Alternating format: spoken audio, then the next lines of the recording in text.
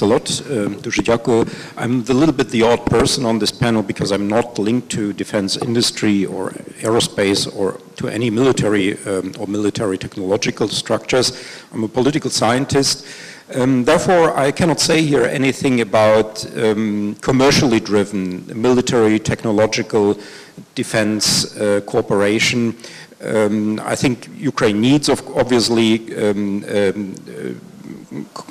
trade with military technological items, but that is not something I can say here anything about. I will talk a little bit about politically driven military and defense cooperation, and maybe also military technological cooperation, and say something about how I see the future of such politically driven military cooperation and military technological and defense cooperation.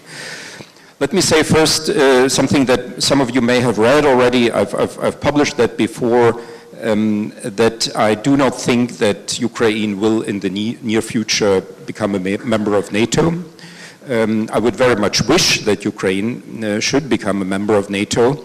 And there are countries in NATO, in Eastern Europe, but also North America, that would probably support an application, a membership action plan for Ukraine, and also an application and a membership for Ukraine. However, there are a whole number of countries in Western Europe that I think will be against, strictly against the membership of Ukraine in NATO, as long as Ukraine has its conflict with Russia.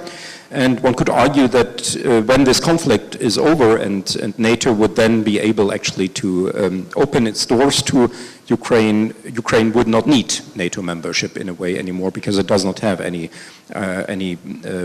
large other security issues, and this is a paradoxical situation. Nevertheless, I would of course support by all means all cooperation that Ukraine can get with NATO in military terms, in defense technological terms, with the defense industry of NATO. That should all happen, and that is certainly useful. But I think that there will not even be anything like NATO Plus. That is also something that people hear here.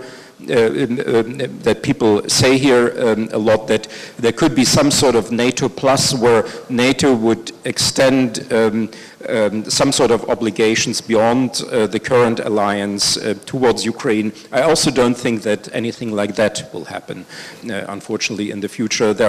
I'm from Germany. I know German politics very well, but that concerns not only the German public, but also the French, the Italian public, and so on. There will also be no NATO plus. By the way, I think also that NATO is currently too much focused on its member countries. I think that the member countries of NATO, whether to the south or to the in the northern flank, are not under deadly threat from Russia. Because I think the calculations in the Kremlin are such that it will not risk a confrontation, let's say, with Estonia or Latvia, even though these are obviously weak countries. The main factor here being that Estonia and Latvia are also members of the European Union, and the European Union would have, if it wants to use it, enormous economic leverage with regard to Russia. If there's a military conflict, let's say in the Baltic states, I think the main protection actually for countries like Latvia or Estonia is not NATO, but the European Union and its economic instruments.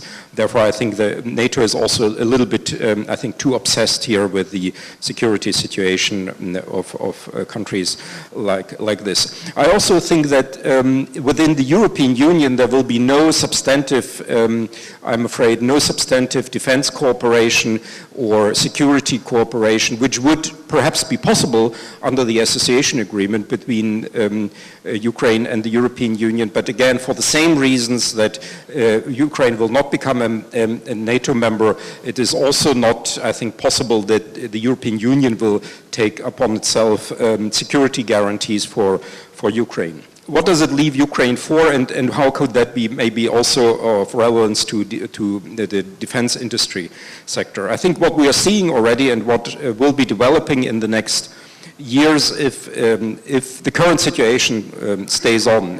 This is, of course, all under the under the presumption that the current regime in Russia will continue to exist, and that it will continue its policies in Eastern Europe, the Southern Caucasus, and in the Black Sea region that it currently conducts. I think what we are now observing already is a lot of bilateral and trilateral cooperation between Ukraine and member countries, East European member countries of NATO and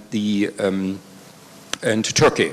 I don't have to tell you perhaps about the various bilateral, trilateral treaties, projects, common brigades, common defense contracts that are currently developing.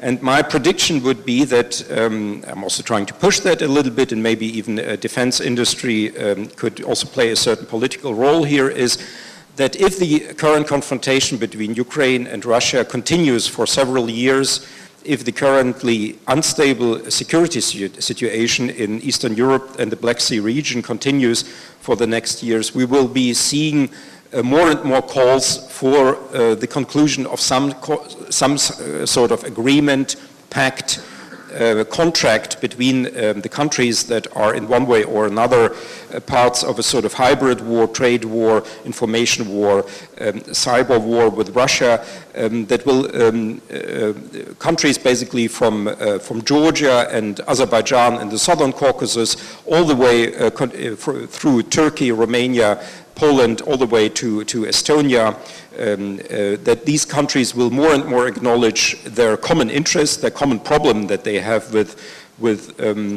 Russia, and I think it will be just a matter of time until this will lead to some sort of new alliance of these countries. I think only a major shift actually within Russian domestic affairs could prevent that from happening. Of course, there are some sort of organizations that have already addressed this issue. There is GUAM, the organization for, I think it's called Security Democracy, which is an old structure that has unfortunately not had much effect. The alliance between Georgia, Ukraine, Azerbaijan, and Moldova. Some of you may know that in 2005, in Kiev, there was founded a so-called Community of Democracies of a whole number of East European countries that wanted to support Ukraine in its democratization. Also, this Community of Democracy, which some of you may not even know, has unfortunately come to nothing. The most interesting development in the last years, maybe that I think may then eventually also have a certain model role for Eastern Europe and the Black Sea region, is the 2010 a treaty between Turkey and Azerbaijan, which is called a Treaty for Strategic Partnership and Mutual Aid or Mutual Help, something like that, which is de facto a defense treaty, a military, which has a strong military chapter. It's not quite as strictly formulated as Article 5 of the Washington Treaty, but it is quite far-reaching. And the interesting thing about this treaty is that it has a military chapter, and that this is a treaty between a NATO member country and a non-NATO member country, Azerbaijan.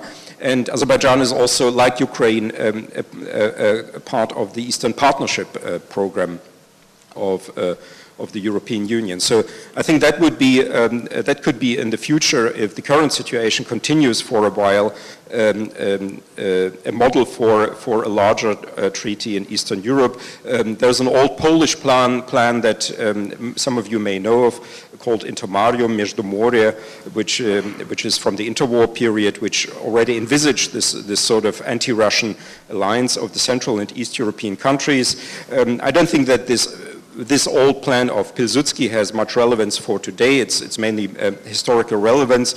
What Ukraine obviously today needs is not some sort of confederation or federation of East European states. It has its association agreement with the European Union, which takes care of most of the economic, infrastructural, governance issues that the old intermarium idea of Pilsudski foresaw. What Ukraine needs is basically a new security structure, and I think it will sooner or later emerge if the current situation does not change with Russia. And I think the defense industry and military technological cooperation should know about this, and I assume that that there is a lot of defense cooperation that is not commercially driven, that is politically driven, and I think that is something that sort of defense contractors and industry representatives may take into consideration, that I think for countries like Ukraine, as nice as it would be that Ukraine were a member of NATO, or at least a member of NATO plus, I think that will not happen. There may be some cooperation between NATO and between NATO member countries and Ukraine, but I don't think there will be actually an extension of the alliance towards the East because of the domestic affairs of in many West European countries. But I think there will sooner or later be a new security structure, which then would also, I would assume, provide a new political framework for defense cooperation and military technological cooperation. Maybe I'll leave it at that and can then answer questions that go more deeply.